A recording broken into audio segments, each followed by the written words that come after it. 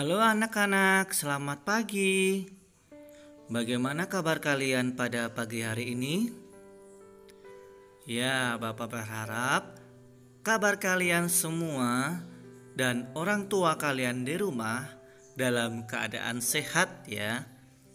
Nah, dan tentunya anak-anak tetap selalu semangat ya, Nak ya. Ya. Nah, anak-anak, kita akan bertemu kembali di tahun awal yang baru ini di semester genap dalam pembelajaran jarak jauh. Nah, hari ini kita akan belajar pendidikan agama Katolik dan budi pekerti. Untuk hari ini kita akan belajar pelajaran yang ke-10. Hayo, apa itu pelajaran yang ke-10? Iya, yaitu tentang sakramen baptis. Nah, di dalam sakramen baptis kita bisa melihat ketiga gambar tersebut ya. Dari tiga gambar tersebut, ini merupakan sakramen baptis ketika dibaptis saat masih bayi. Nah, anak-anak, hari ini anak-anak sudah siap ya untuk mengikuti pembelajarannya. Kalau sudah siap, anak-anak boleh siapkan pena, boleh siapkan buku kalian, kemudian kalian boleh siapkan buku cetak kalian ya. Nanti kalian bisa buka di buku cetak kalian halaman 111 ya. Oke anak-anak, untuk mengawali kegiatan kita pada pagi hari ini, mari kita berdoa agar Tuhan selalu senantiasa memberkati kita. Mari kita ambil sikap berdoa yang baik. Dalam nama Bapa dan Putra dan Roh Kudus. Amin. Ya Tuhan, terima kasih atas bimbingan dan penyertaan-Mu selama ini. Saat ini kami akan belajar tentang sakramen baptis. Bantulah kami agar bisa menangkap kasih-Mu yang agung sebagaimana tanpa dari kesediaan-Mu. Menerima kami sebagai anak-anak kesayangan-Mu melalui baptisan. Semua ini kami mohon dengan pengantaran Kristus Tuhan kami. Amin. Santo Carolus, doakanlah kami. Bunda Elizabeth, doakanlah kami. Maria Bintang Samudra, doakanlah kami. Amin. Dalam nama Bapa dan Putra dan Roh Kudus. Amin. Nah, anak-anak, sebelum Bapak akan menerangkan tujuan pembelajaran kita hari ini, Bapak akan mengajak kalian untuk salam Tarakanita. Anak-anak masih ingat ya salam Tarakanita? Nah, kita mulai dengan salam Tarakanita terlebih dahulu ya. Anak-anak sudah siap ya? Salam Tarakanita, satu hati, satu semangat, Tarakanita, yes. Ya. Sudah mulai agak semangat ya. Nah, kalau sudah semangat, Bapak akan memperlihatkan kalian tujuan pembelajaran kita. Nah, apa saja tujuan pembelajaran kita? Yang pertama, anak-anak mengetahui simbol dan nama baptis. Yang kedua, mengetahui makna sakramen baptis. Yang ketiga, mengetahui rahmat sakramen baptis dan tugas orang yang dibaptis. Nanti apa saja tugasnya ya, kita lihat. Kemudian menjelaskan manfaat memiliki nama baptis ya. Nah, itu adalah tujuan pembelajaran kita pada pagi hari ini. Oke anak-anak, Bapak akan menanyakan kepada kalian, apa sih itu sakramen? Ada yang tahu tidak sakramen itu apa? Boleh loh kalian lihat di buku. Apa sakramen itu? Ya, pintar sekali. Jadi, sakramen itu adalah sebuah tanda ya atau simbol karya keselamatan Allah yang dapat ditangkap oleh panca indera kita. Jadi sakramen itu adalah tanda atau simbol ya. Nah, itu adalah arti dari sakramen itu sendiri. Nah, selanjutnya di dalam gereja Katolik itu ada 7 sakramen. Apa saja 7 sakramen itu? Kita lihat yuk. Nah, ini 7 sakramen yang ada di dalam gereja Katolik. Yang pertama yang akan kita bahas pada hari ini yaitu tentang sakramen baptis ya. Yang kedua, sakramen ekaristi. Ketiga, sakramen krisma atau yang sering dengan disebut sakramen penguatan. Yang keempat, yaitu sakramen tobat atau yang lebih dikenal yaitu pengakuan dosa ya. Yang kelima yaitu sakramen pengurapan orang sakit atau minyak suci. Keenam, sakramen perkawinan.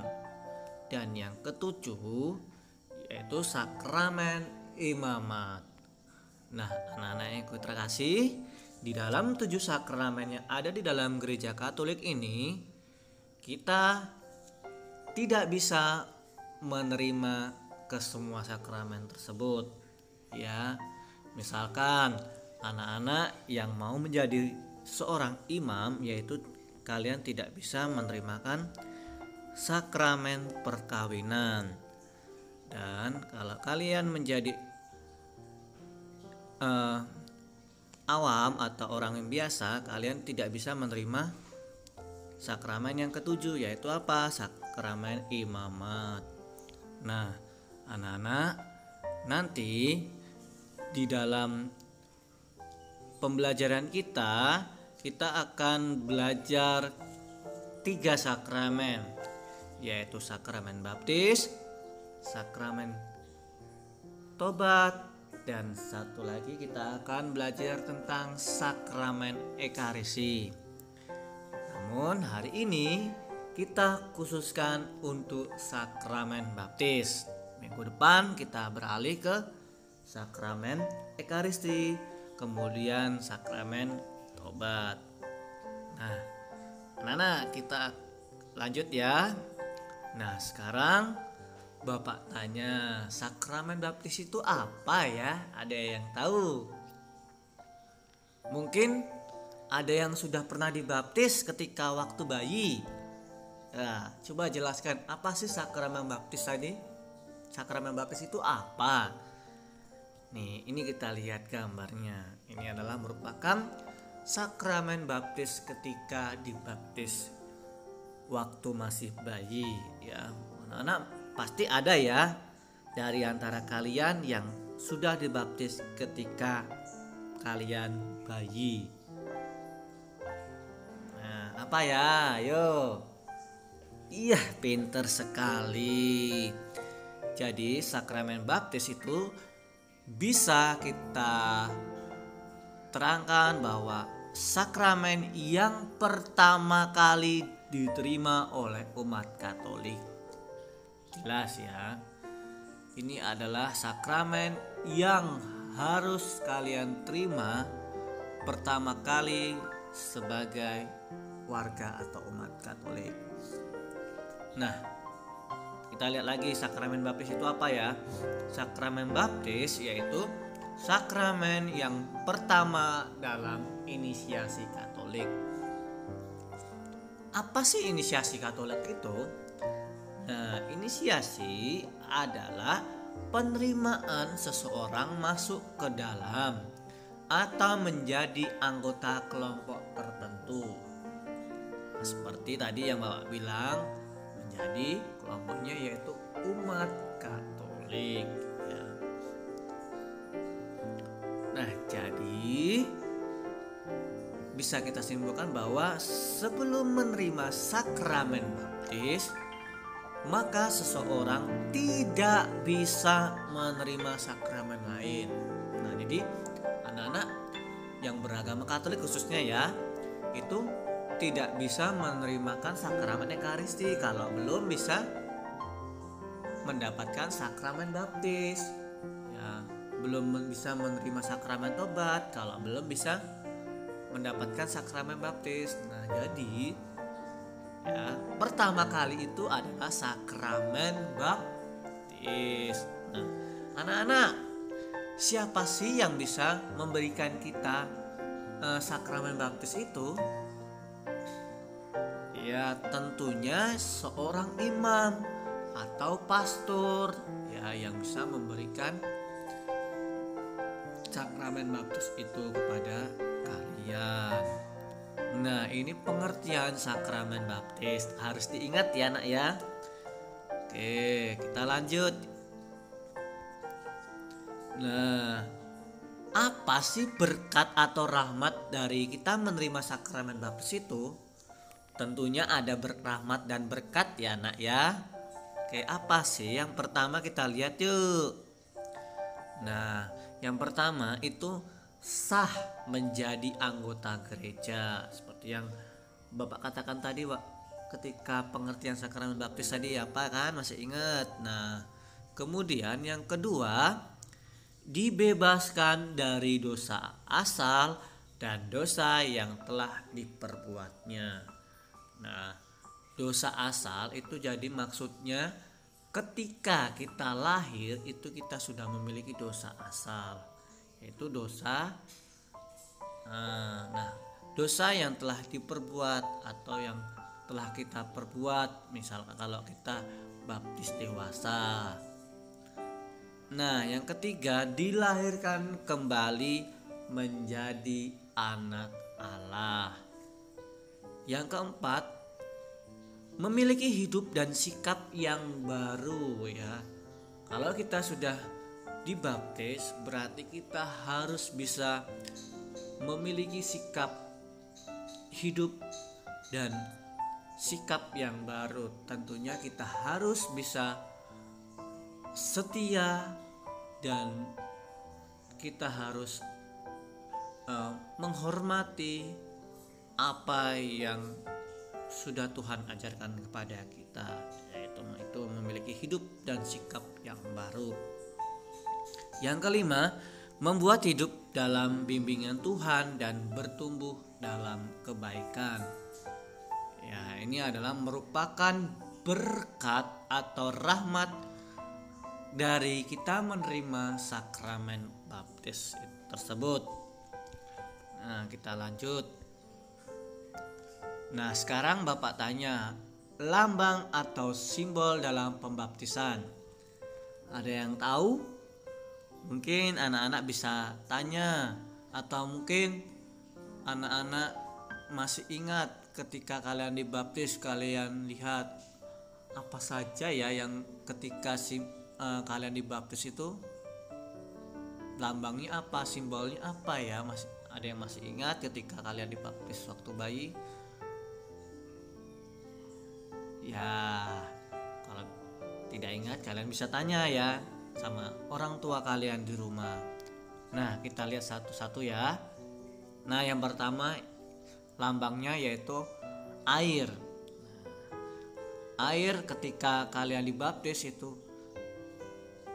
diletakkan atau disiram ke kepala kalian ya ketika kalian tidak dibaptis itu.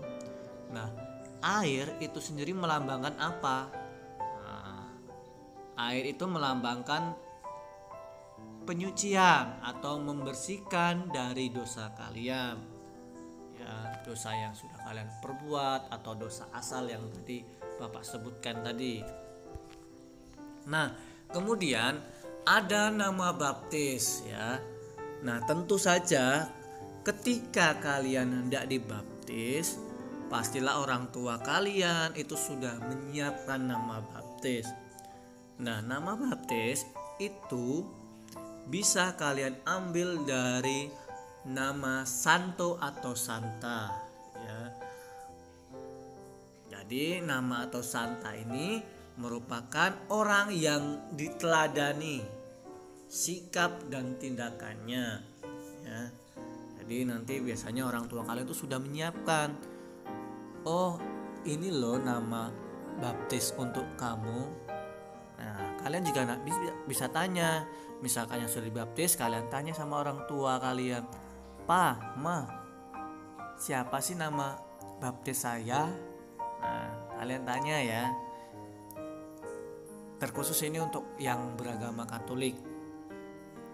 Nah, kemudian ada minyak krisma, ya. Minyak krisma biasanya itu nanti akan diberikan di dahi kalian. Ketika kalian sudah nama kepala kalian sudah disiram oleh air, nanti kalian akan diberikan minyak krisma. Nah, itu merupakan lambang Roh Kudus yang menguatkan kalian, ya. Jadi yang selanjutnya itu ada lilin yang menyala. Kalian nanti juga akan diberikan lilin, ya. Syukur-syukur ketika kalian dibaptis kemarin waktu bayi, mungkin sampai sekarang masih ada lilin itu, ya. Nah, itu lambangnya apa? Ya, itu lambangnya untuk semangat yang baru, agar terang Tuhan itu tetap hidup seperti lilin tersebut, ya. Nah, yang terakhir itu lambangnya itu tentang yaitu kain putih. Ya, kain putih itu apa lambangnya? Sebagai hidup yang baru, yang suci, ya. Jadi hidup kalian itu sudah diperbarui, sudah suci ketika kalian sudah dibaptis. Nah, ini adalah untuk lambang atau simbol dalam pembaptisan. Nah, sekarang Bapak akan lanjut ke nama baptis, ya. Nah, kita lihat di situ setiap orang yang dibaptis itu memiliki nama baptis, ya. Yang Bapak sebutkan tadi, ya sudah Bapak jelaskan bahwa ketika kalian dibaptis itu orang tua kalian, papa mama kalian itu sudah menyiapkan nama baptis kalian. Kalian bisa tanya nanti, siapa sih nama baptis saya? Nah, nama baptis itu berasal dari nama para kudus, yaitu dari santo itu untuk yang laki-laki, kemudian santa itu untuk yang perempuan. Kemudian nama baptis itu dipilih serta dipahami kisah dan semangat sehingga dapat dilaksanakan dalam kehidupan sehari-hari. Nah, jadi papa mama kalian itu nggak sembarangan memberikan nama baptis kepada kalian, ya. Papa mama itu memberikan kalian nama baptis itu agar apa? Agar kalian itu nanti ketika kalian sudah dewasa, ketika kalian saat ini itu ketika kalian sudah dibaptis itu diharapkan kalian itu bisa meniru sikap dari santo santa tersebut. Ya, kita tidak bisa meniru secara keseluruhan, tapi paling tidak ada sikap yang bisa kita teladani dari santo santa tersebut. Nah, ini ada beberapa contoh nama baptis, ya. Misalkan contoh nama baptis untuk laki-laki. Misalkan Fransiskus, Lukas, Agustinus, Benediktus, Ignatius, kayak nama santo bapak, orang tua bapak memberikan nama Santo Ignatius, ya. Dan masih banyak lagi nama santo untuk yang laki-laki. Ini hanya beberapa saja yang Bapak sebutkan. Nah, kemudian untuk yang perempuan bisa kalian pilih misalkan Francisca, Lucia, Agustina, Benedicta, dan Ignacia. Ini juga masih banyak ya yang lain ya, seperti Maria, kemudian Elizabeth, dan masih banyak lagi. Kalian bisa memilih nama santo atau santa kalian ya. Bagi yang belum dibaptis kalian bisa memilih. Bagi yang sudah dibaptis, nanti kalian suatu saat ketika kalian SMP nanti kalian akan menerima yang namanya sakramen Krisma. Nah, kalian bisa mengambil lagi nama santo atau santa kalian ya. Boleh sama, boleh juga kalian nanti mengambil santo-santa yang berbeda namanya. Nah, itu tergantung kalian atau orang tua kalian yang akan memberikannya itu ya. Tapi itu kita tidak akan belajar di SD karena itu sudah ke SMP, nanti kalian akan menerimanya waktu kalian sudah SMP. Oke, itu untuk nama baptis. Kita lanjut dengan tugas orang yang sudah dibaptis. Apa saja sih tugasnya? Nah, yang pertama yaitu jelas mewartakan kasih.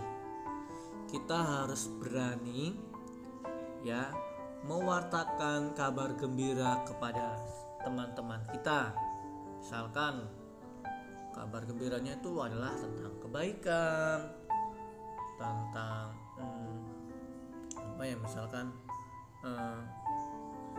kejujuran ya. Kalian harus yang baik-baik kalian mewartakan. Kalian harus berani. Misalkan ada teman yang salah ya kalian tegur. Jangan ada yang salah kalian tutupin. Kalian tidak nasihati ya. Itu tidak boleh seperti itu. Kalian kalau sudah dibaptis itu artinya kita harus berani untuk mewartakan kasih. Nah, yang kedua, berbuat kebaikan kepada semua makhluk. Ya, contoh misalkan ada teman kita ketika di saat pandemi ini berkekurangan atau misalkan ada yang kurang mampu teman-teman kita ya, kita memberikan sedekah. Misalkan kita punya lebih, kita berikan apa yang kita punya ya. Nah, kebaikan ini tidak hanya kepada sesama manusia, tetapi kita harus baik terhadap hewan, tumbuhan ya, karena mereka juga makhluk hidup. Jadi kita semua harus berbuat kebaikan ya nak ya. Nah, itu tugas yang kedua. Tugas yang ketiga, mengikuti dan terlibat dalam kegiatan gereja ya. Walaupun di saat ini pandemi kita tidak bisa mengikuti misa di gereja, namun saat ini kan kita ada streaming atau kayak seperti kemarin ya, anak-anak sudah mengikuti misa streaming ulang tahun SD Sin Carolus ya di rumah. Nah, jadi kita di pandemi ini, saat pandemi COVID-19 ini kita belum bisa mengikuti kegiatan di gereja.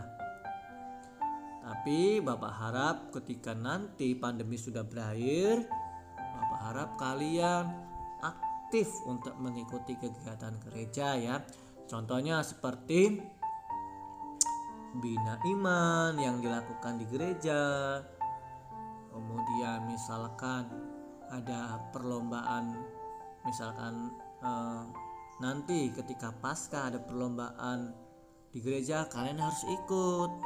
Kemudian misalkan ada latihan kor di gereja, kalian harus ikut ya. Nah, itu adalah contoh kegiatan kalian bahwa kalian itu terlibat dalam kegiatan gereja.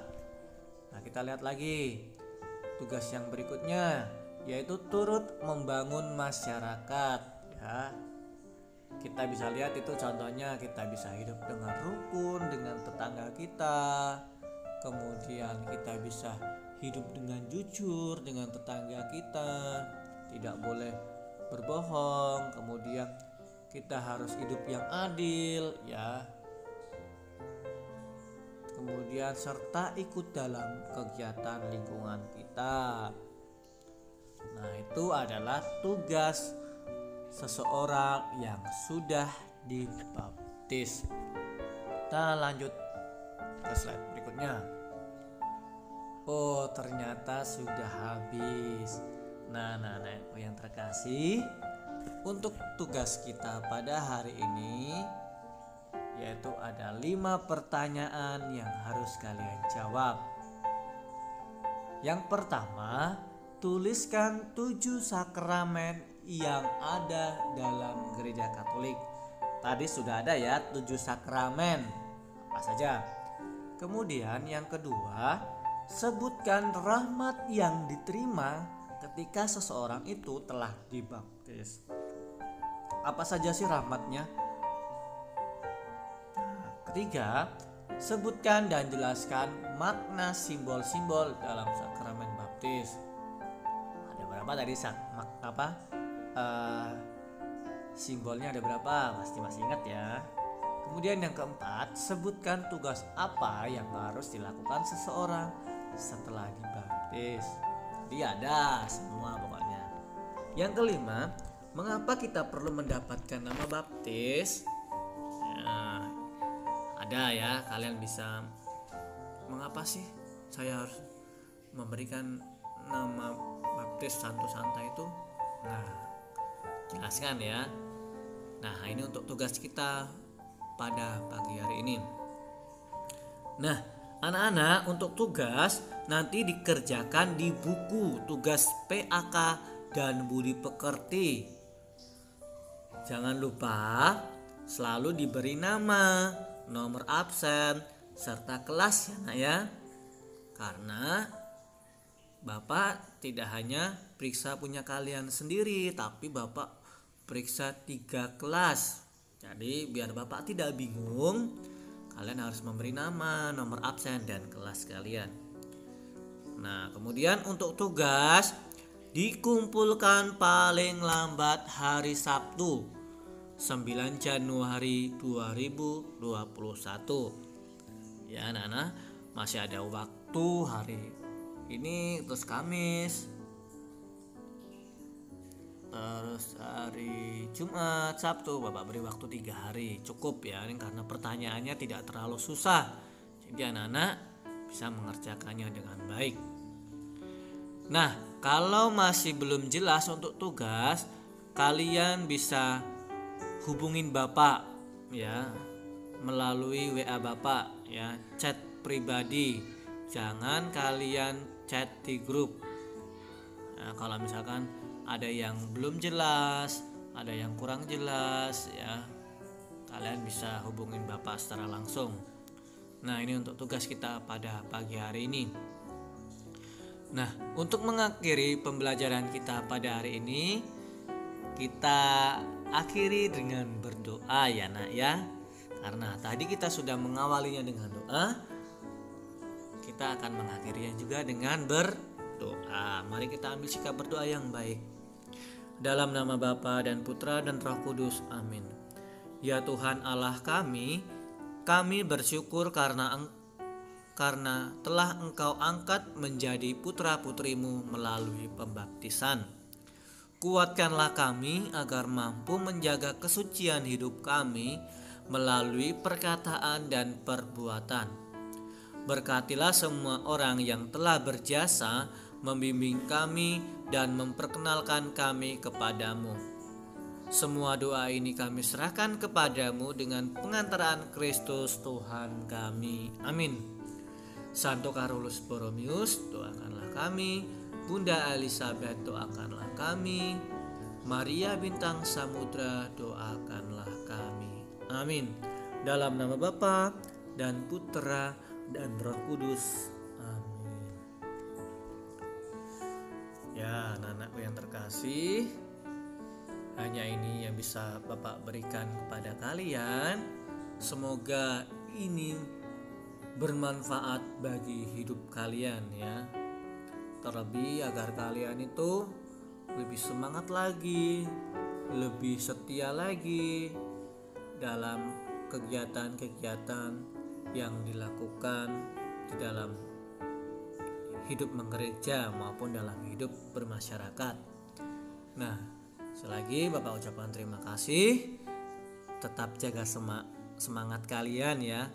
Kemudian selalu jaga kesehatan, karena kita melihat saat ini pandemi COVID-19 semakin meningkat. Jadi Bapak harap kalau kalian tidak terlalu penting untuk keluar, tidak usah keluar ya nak ya. Kalau mau keluar harus menggunakan masker. Ya, sekali lagi Bapak ucapkan terima kasih. Tuhan memberkati kalian semua.